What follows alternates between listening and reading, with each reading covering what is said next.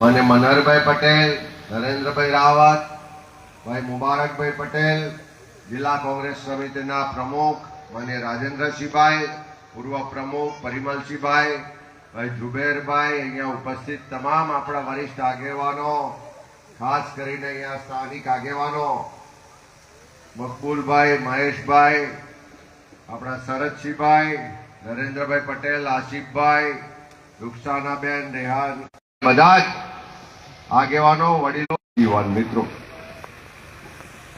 મારે તમને એક પ્રશ્ન પૂછવો છે કે આમાંથી ટેક્સ કેટલા લોકો ભરે છે? હાથ ઊંચો કરશો. સરકારમાં ટેક્સ ભરતા હોય એવા લોકો હાથ ઊંચો કરો. બાકીના લોકો નથી ભરતા. બજારમાં આપણે બધા ખરીદી કરવા કેટલા લોકો જાય છે? હાથ ઊંચો કરો તો. બજારમાં સાબુ લેવા જઈએ તો જીએસટી આપવો પડે છે. મોબાઈલ લેવા જઈએ તો આપવો પડે. આ માઇક લેવા જઈએ તો આપવો પડે. આ કેમેરો લેવા જઈએ તો આપવો પડે. ફ્રીજ લેવા જાઓ, ટીવી લેવા જાઓ, આ શર્ટ લેવા જાઓ, આ ડ્રેસ લેવા જાઓ, સાડી લેવા જાઓ, આ ઘડિયાળ લેવા જાઓ, કોઈ પણ વસ્તુ બજારમાંથી ખરીદીએ તો જીએસટી લાગે છે. સારી હોટલમાં જમવા જઈએ તો જીએસટી લાગે છે. હવે કહો તો કેટલા જણ ટેક્સ ભરે છે? આ ગુજરાતનો એક એક નાગરિક, એ પૈસાદાર હોય કે ગરીબ હોય, એ ભણેલો હોય કે અભણ હોય, કોઈ પણ વિસ્તારનો હોય, કોઈ પણ જાતિનો હોય, કોઈ પણ ધર્મનો હોય, એ બધા જ લોકો ટેક્સ ભરે છે. આ તમારા મારા ટેક્સના પૈસાથી આ ગુજરાત સરકારની તિજોરી ભરાય છે. આ તમારા મારા પૈસાથી આ ગુજરાત સરકારનું બજેટ બને છે. આ તમારા મારા પૈસાથી આ રસ્તા બને છે, પુલ બને છે, ટાંકી બને છે, ગટર બને છે, સ્કૂલ બને છે. જેટલા પણ વિકાસના કામો થાય છે એ બધા જ પૈસા કોના છે? આપણા પૈસા છે.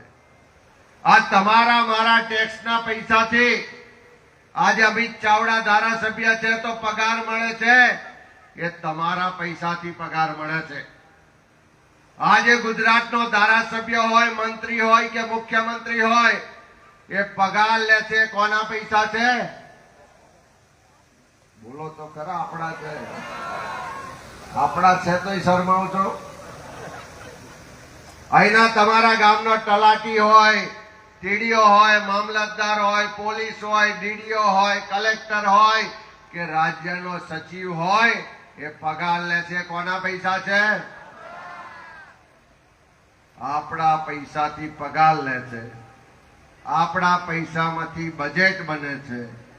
અને એ બજેટના કામોમાં ભ્રષ્ટાચાર થતો હોય. અહીંયા ભરૂચમાં કહ્યું કે હમણાં જ રોડ બન્યો, ચોથા દિવસે જ રોડના પોપડા ઉખડી ગયા. આખી યાત્રામાં લોકોએ બતાવ્યું કે પહેલા જ વરસાદમાં રોડ ધોવાઈ જાય છે. આખા ગુજરાતમાં રસ્તામાં ખાડા છે કે ખાડામાં રસ્તા છે એ લોકો કહી શકતા નથી. એવી ખરાબ હાલત છે. તુષારભાઈએ કીધું એમ 21 કરોડની બનેલી ટાંકી ઉદ્ઘાટન પહેલા તૂટી જાય છે. ગંભીરાનો બ્રિજ તૂટે, મોરબીનો બ્રિજ તૂટે, લોકો મરે છે. ક્યાંક વડોદરામાં હોળી ઊંધી પડે ને માસૂમ બાળકો ડૂબી જાય. ક્યાંક સુરતમાં કે રાજકોટમાં અગ્નિકાંડ થાય ને માસૂમ બાળકો મરે છે. આ બધું જ શેના માટે થાય છે? આ ભારતીય જનતા પાર્ટીની સરકારના હપ્તાખોરી ને ભ્રષ્ટાચારને કારણે થાય છે. આખા ગુજરાતમાં જયારે લોકો વચ્ચે ગયા, પહેલા જયારે કમોસમી વરસાદ થયો ત્યારે સૌરાષ્ટ્રમાં કિસાન આક્રોશ યાત્રા કરી, 1100 કિલોમીટરની કિસાન આક્રોશ યાત્રા. ત્યાર પછી ઉત્તર ગુજરાતમાં જન આક્રોશ યાત્રા 1300 કિલોમીટર ફર્યા. મધ્ય ગુજરાતમાં આ યાત્રા લઈને 1400 કિલોમીટર ફર્યા. આ દક્ષિણ ગુજરાતમાં પણ 2 તારીખે વલસાડ કપરાડાથી શરૂ કરી અને આજે 700 કિલોમીટર પૂરા કરીને તમારી વચ્ચે આજે આયા છે. આખા ગુજરાતમાં બધા જ વર્ગ વિસ્તારના લોકો આ ભ્રષ્ટાચારી શાસનથી ત્રસ્ત છે. લોકોને અન્યાય થઈ રહ્યો છે. લોકોની સાથે ભેદભાવ થઈ જાય, લોકોને ડરાવવા દબાવવાનો પ્રયત્ન થાય છે. પેલા ગોરા અંગ્રેજો તો સારા હતા, પણ આ કાળા અંગ્રેજો લોકો પર જુલમ ગુજારે છે. અને એટલા જ માટે બધી જ જગ્યાએ જે પ્રશ્નો પૂછ્યા છે તમને પણ પૂછવા માંગુ છું, અને બધી જ જગ્યાએ લોકોએ જવાબ જે આપ્યો, એમ જો તમારો જવાબ હામાં હોય તો જોરથી હા બોલજો ને 2 હાથ ઊંચા કરજો. મોંઘવારી વધી છે, ભ્રષ્ટાચાર વધ્યો છે, શિક્ષણ મોંઘું થયું છે, દવાખાના મોંઘા થયા છે, પ્રદૂષણ વધ્યું છે, ફેક્ટરી વાળા હેરાન કરે છે, પોલીસ વાળા હપ્તા લે છે, ગામોમાં દારૂ મળે છે, રસ્તામાં ખાડા પડ્યા છે. આ સરકારને કાઢવી છે. આ હા એ કોઈ ખાલી એક ગામની હા નથી. આ હા કોઈ એક તાલુકાની હા નથી. આ હા એ કોઈ એક જિલ્લાની નહીં, પણ સૌરાષ્ટ્ર, ઉત્તર ગુજરાત, મધ્ય ગુજરાત, દક્ષિણ ગુજરાત, એનો મતલબ કે આખા ગુજરાતના ગામે ગામ, તાલુકે તાલુકે, જિલ્લે જિલ્લે અને ખૂણે ખૂણે લોકો એકી અવાજે હા કહી રહ્યા છે. અને સરકાર કાઢવી છે તો એના માટે પણ હાથ ઊંચો કરીને તાકાતથી હા કહે છે. હવે જવાબદારી આપણી છે. 156 ની બહુમતી સાથે આ સરકાર ચૂંટાઈ હતી. એ સરકાર ચૂંટવામાં ગુજરાતના લોકોએ મત આપ્યા હતા. દેશના બંધારણે બાબા સાહેબ આંબેડકરે જે બંધારણ આપ્યું, એ બંધારણ આપણને મતનો અધિકાર આપ્યો. અને એ મતનો અધિકાર એટલો કિંમતી છે કે દેશના વડાપ્રધાનના મતની કિંમત પણ એક છે, અને આપણો દયાદરાનો કોઈ સામાન્ય ગરીબ માણસ હોય એના મતની કિંમત પણ એક છે. અને દર 5 વર્ષે વારો આવે કે તમારી ગ્રામ પંચાયતમાં કોને ચૂંટવા છે, તમારી તાલુકા પંચાયત કોની બને, જિલ્લા પંચાયત કોની બને, તમારો ધારાસભ્ય, સંસદ સભ્ય કોણ ચૂંટાઈને જાય અને ગાંધીનગર ને દિલ્હીમાં કોની સરકાર બને, એ તમારા હાથમાં તાકાત છે. તમારા મતથી આ ગાંધીનગરમાં સરકાર બેઠી છે. તમારા પૈસાથી આ પગાર લે છે, તમારા પૈસાથી આ બજેટ બને છે. અને તેમ છતાં જો એ સરકારમાં બેઠેલા લોકો આ ગુજરાતના લોકોની ફરિયાદો જે છે, ગુજરાતના લોકોના જે પ્રશ્નો છે, જે રજૂઆતો છે, ગુજરાતના લોકોની જે પીડા અને દર્દ છે, જે આક્રોશ છે, એને સાંભળતા નથી. ક્યાંય લોકોની સુનવાઈ થતી નથી. અને એટલા જ માટે એક જવાબદાર વિપક્ષ તરીકે કોંગ્રેસ પાર્ટી આ તમારી વચ્ચે સાંભળવા આવ્યા છે, જોવા આવ્યા છે, હિંમત આપવા આવ્યા છે, તાકાત આપવા આવ્યા છે કે આ લડાઈમાં તમે એકલા નથી. કોંગ્રેસ પાર્ટીનો એક એક કાર્યકર તમારી સાથે છે. તમારી જે પણ લડાઈ લડવાની થશે, ખભે ખભો મિલાઈને લડીશું. અને આ ભારતીય જનતા પાર્ટીની સરકારને પણ ઝૂકવું પડશે.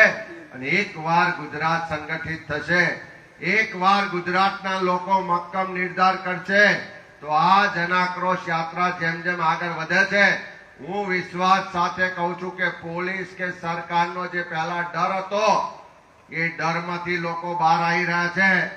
પોલીસની સામે કે છે કે આ પોલીસ દારૂ ને ડ્રગ્સના હપ્તા લે છે, સરકાર વાળા વિડીયો રેકોર્ડિંગ કરતા હોય છે, તેમ છતાં મંચ પર આવી અને સરકાર સામે બોલવાની હિંમત હવે આ ગુજરાતના લોકોમાં આવી છે. લોકો ખુલીને બોલી રહ્યા છે એવું નહીં, પણ લડવા માટે ગાંધીનગર કૂચ કરશો તો એકી અવાજે આ કહીને લડવાની તૈયારી બતાવી રહ્યા છે. એનો સ્પષ્ટ મતલબ છે કે યાત્રા જેમ જેમ આગળ વધે છે એમ લોકો સંગઠિત થાય છે, ભ્રષ્ટાચાર સામે લડવાની તૈયારી સાથે આગળ આવે છે અને 2027માં પરિવર્તન લાવવાનો શંખનાદ પણ આ યાત્રામાં બોલે છે. અને મારી આપ સૌને વિનંતી છે કે જેમ આપ હાથની 5 આંગળીઓ હોય તો છૂટી છૂટી હોય તો કોઈ તાકાત નથી હોતી, પણ આ 5 આંગળીઓ ભેગી થઈને મુક્કો બને. અને મજબૂત મુક્કા સામે ભલભલી સરકારોએ પણ ઝૂકવું પડે. અને ભલભલાએ ડરવું પણ પડે. આજે કદાચ SIR ની પ્રક્રિયા થઈ, આખા ગુજરાતમાં ભાજપના નેતાઓએ સંગઠિત રીતે કાવતરું કર્યું કે એમના ભાજપના કમલમના કાર્યાલયમાં ફોર્મ નંબર 7 પ્રિન્ટ કરીને આપ્યા.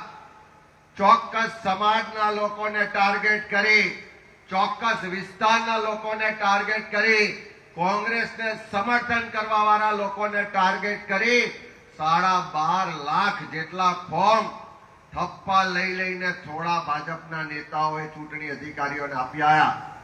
કાયદો અને નિયમ તો એમ કે છે કે જે પણ અરજદાર હોય એને પૂરતા પુરાવા હોય તો જ ફોર્મ નંબર 7 ભરી શકાય. ફોર્મની અંદર લખ્યું છે કે ખોટી માહિતી આપશો તો તમારી સામે ફોજદારી રાહે કાર્યવાહી થશે. તેમ છતાં ગેરકાયદેસર રીતે લાખો ફોર્મ જમા કર્યા. હું અભિનંદન આપીશ અહીંના તાલુકાના પ્રમુખોને, અહીંના જિલ્લાના કાર્યકરો આગેવાનોને અને આખા ગુજરાતના કોંગ્રેસના કાર્યકરો આગેવાનોને કે 16મી જાન્યુઆરીથી શરૂ ઓફિસે ધરણા કરવાના હોય, કલેક્ટર ઓફિસનો ઘેરાવો કરવાનો હોય કે ચૂંટણી પંચની કચેરીને જઈને રજૂઆત કરવાની હોય કે હાઈકોર્ટના વકીલો બેસીને તૈયારી કરવાની હોય કે સરકાર કે ચૂંટણી પંચ ખોટું કરશે તો સુપ્રીમ કોર્ટમાં જવા સુધીની તૈયારી કોંગ્રેસ પાર્ટીએ કરી. અને જેમ ગ્યાસુભાઈ કીધું એમ આ બધાની સંયુક્ત તાકાત એક થઈ એના કારણે સરકારને ચૂંટણી પંચે પણ ઝૂકવું પડ્યું. 12.5 લાખ ફોર્મ લીધા હતા.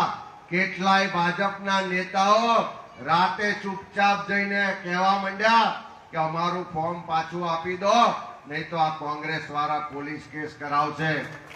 કેટલાય લોકોએ જઈને એફિડેવિટ કરી આપી કે અમે સહીઓ નથી કરી, અમારા નામે ખોટી સહીઓ થઈ છે. અને એના જ કારણે 12.5 લાખમાંથી 1,80,000 પર આવી ગયા છે. અને આજે છેલ્લો દિવસ છે. હું તમને વિશ્વાસ સાથે કહું છું કે ગુજરાત પ્રદેશ કોંગ્રેસ સમિતિ એક પણ સાચા ગુજરાતીનો મતનો અધિકાર છીનવા નહીં દે. એના માટે સુપ્રીમ કોર્ટ સુધી લડવું પડે તો પણ લડીશું. આ વાત એટલા માટે કહું છું કે એક મુદ્દા પર સમાજના લોકો, કોંગ્રેસના કાર્યકરો, બધા જ લોકો સંગઠિત થયા તો સરકારને ચૂંટણી પંચને પણ ખુલ્લા પાડ્યા અને એમને પણ ઝૂકવાની ફરજ પાડી. તમને થોડા વખતમાં તાપી રિવર લિંક પ્રોજેક્ટ યાદ હશે. એ આદિવાસી વિસ્તારમાં દિલ્હીમાંથી પ્રોજેક્ટની જાહેરાત થઈ. કોઈને પૂછ્યું નહીં, કોઈ ગ્રામ સભાની સંમતિ ના લીધી. આખો આદિવાસી સમાજ એક થઈને રસ્તા પર ઉતર્યો તો દિલ્હી અને ગાંધીનગરની બંને સરકારને ઝૂકવું પડ્યું. અને એ જ તાકાત આ લોકશાહીમાં આપણામાં છે.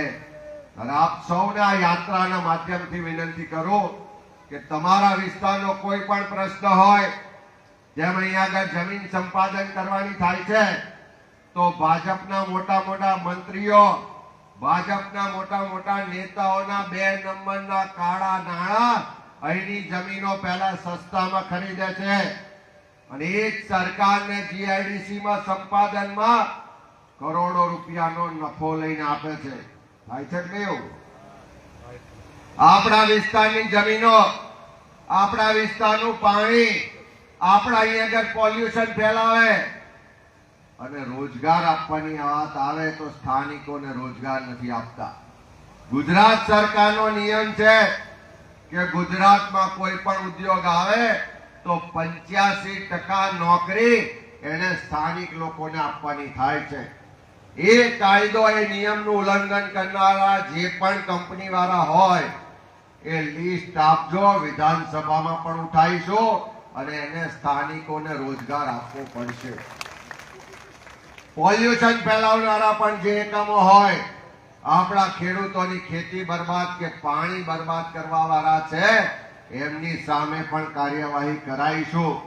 પણ આ બધું ત્યારે શક્ય બને કે જ્યારે નાના મોટા મતભેદો ભૂલી, નાની મોટી તારી મારી ભૂલી બધા એક પ્લેટફોર્મ પર આવીએ.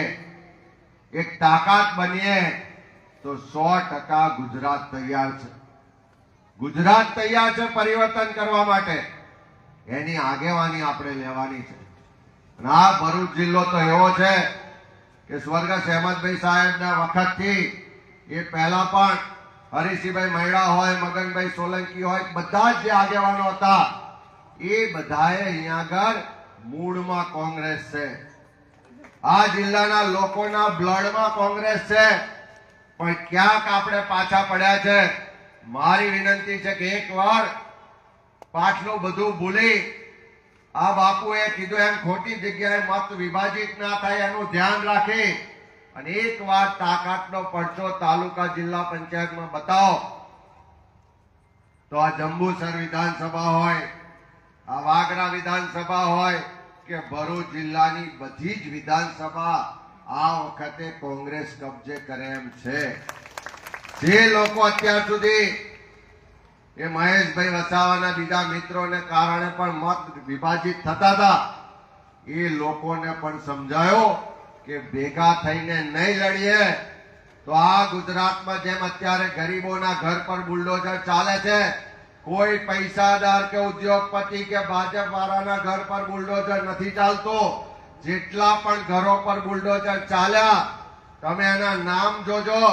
કાં તો લઘુમતી સમાજનો છે, કાં તો દલિત સમાજનો છે, કાં તો બક્ષીપંથ સમાજનો છે, કાં તો આદિવાસી સમાજનો છે. આ ગરીબ વર્ગના લોકોના ઘર પર જ બુલડોઝર ચાલે છે. આ રાજ્યની 80% વસ્તી હોય અને એ ગરીબોના ઘર પર બુલડોઝર ચાલતું હોય તો મારી વિનંતી છે કે આ બુલડોઝર વાળી સરકારના જે કમલમના કાર્યાલયો પર પણ આવનારા દિવસમાં બુલડોઝરો ચાલશે અને તાકાત આપણે બધાએ 27માં બતાવી છે. ત્યારે મારી આપ સૌને વિનંતી છે કે જેમ ઉમળકાભેર સ્વાગત કર્યું ગરમીમાં પણ તમે અહીંયા રોકાયા છો એવી જ એકતા તાકાતના દર્શન આવનારા દિવસમાં તાલુકા જિલ્લા પંચાયતની ચૂંટણીમાં બતાવો. એ વાત સાથે બધાનો ખૂબ ખૂબ આભાર. જય હિન્દ, જય ભારત. એટલે ખાસ એક વિનંતી કરું કે 13 તારીખે આ યાત્રાનું સમાપન દેડિયાપાડા ખાતે બપોરે 1 વાગે થવાનું છે. તમને બધાને આમંત્રણ છે. મોટી સંખ્યામાં ત્યાં આવો અને જે આપણી એકતા અને તાકાતની વાત છે એને સમર્થન આપો. એ આપ સૌને વિનંતી.